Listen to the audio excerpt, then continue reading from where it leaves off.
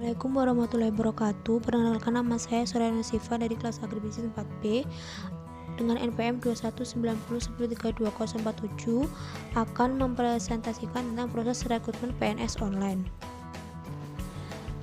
PNS, apa sih itu PNS? PNS atau Pegawai Negeri Sipil adalah warga negara Republik Indonesia yang telah memenuhi syarat dan ketentuan dan diangkat oleh pejabat yang berwenang untuk diserai tugas dalam suatu jabatan negeri atau diserai tugas negara yang ditetapkan berdasarkan sesuatu peraturan perundang-undangan dan digaji menurut peraturan perundang-undangan yang berlaku. Perbedaan PNS dan ASN. ASN adalah seluruh profesi yang dimiliki pegawai negeri sipil atau PNS dan juga para pegawai pemerintah yang telah melakukan perjanjian atau kontrak kerja PPPK pada instansi pemerintah dan atau dipekerjakan untuk berbagai instansi milik negara atau pemerintahan. ASN dibagi menjadi dua, yaitu PNS dan PPPK. Dari sini dapat dipahami bahwa PNS sudah tentu bagian dari ASN, tetapi ASN belum tentu PNS. Pelaksanaan tes calon pegawai negeri sipil atau CPNS 2021 berbeda dengan tahun sebelumnya. Badan Kepegawaian Negara atau BKN menerbitkan ketentuan terbaru terkait prosedur pelaksanaan seleksi dengan metode Computer Assisted Test atau CAT. CAT BKN adalah sistem seleksi dengan alat bantu komputer yang digunakan untuk mendapatkan lulusan yang memenuhi standar minimal kompetensi. Tahapan seleksi CPNS. Ada 7 tahapan seleksi pada setiap pendaftaran CPNS, yaitu pertama, pendaftaran online di SSCN BKN, 2. Seleksi administrasi, 3. Verifikasi berkas asli, 4. Seleksi kompetensi dasar atau SKD dengan Computer Assisted Test atau CAT, kelima, seleksi komputer bidang atau SKB, keenam, pengumuman kelulusan, dan yang terakhir, pemberkasan. Syarat umum mendaftar CPNS. Warga negara Indonesia atau WNI. Ketika mendaftar, minimal berusia 18 tahun dan maksimal berusia 35 tahun. Tidak memiliki catatan pidana. Tidak pernah berhenti kerja atas permintaan sendiri ataupun karena dipecat sebagai PNS, TNI, anggota kepolisian, dan untuk pegawai swasta tidak boleh memiliki riwayat pernah dipecat. Bukan seorang PNS, prajurit TNI, dan anggota kepolisian yang telah terdaftar, bukan anggota atau pengurus partai politik maupun terlibat politik praktis. Pendidikan sesuai dengan persyaratan jabatan yang akan dilamar. Sehat jasmani dan rohani. Harus bersedia ditempatkan di seluruh wilayah Indonesia atau negara lain yang ditentukan oleh instansi pemerintah. Bagi wanita, tidak bertindik dan bertato. Memiliki kualifikasi pendidikan sesuai dengan persyaratan jabatan. Bersedia ditempatkan di seluruh wilayah di Indonesia. Dan bagi lulusan dari luar negeri, ijazah harus disahkan dan dinilai setara dengan ijazah kesarjanaan atau diploma Indonesia oleh Kementerian Pendidikan Tinggi.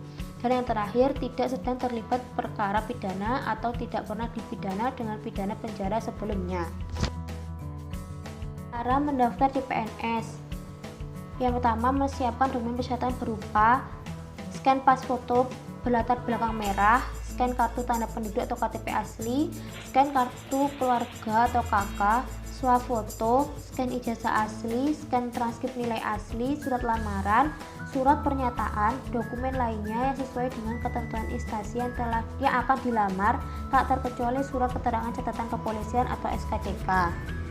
Selanjutnya, kunjungi SSCN di https://sscnbkn.go.id.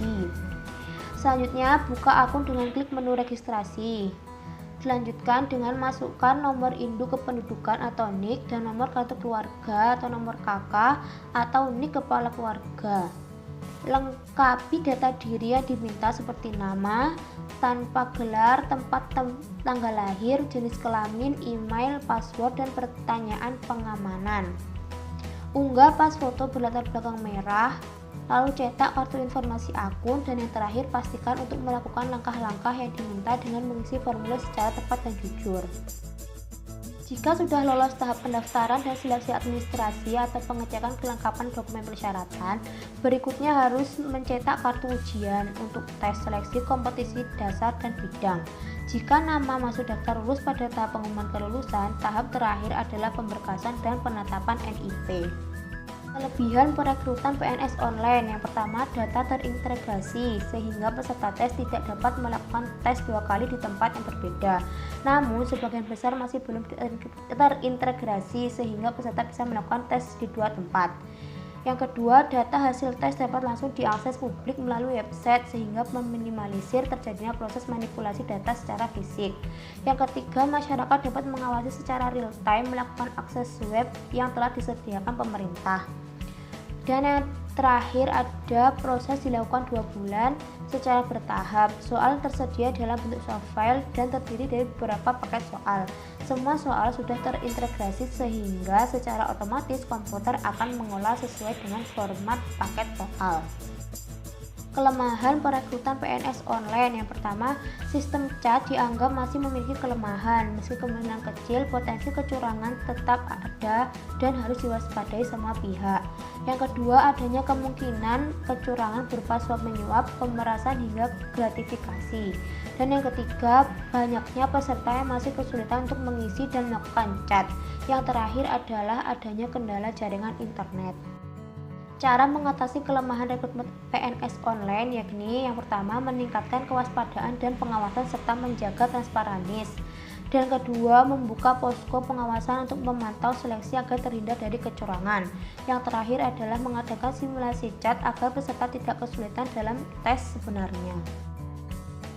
Sekian presentasi dari saya, kurang lebihnya mohon maaf. Wassalamualaikum warahmatullahi wabarakatuh.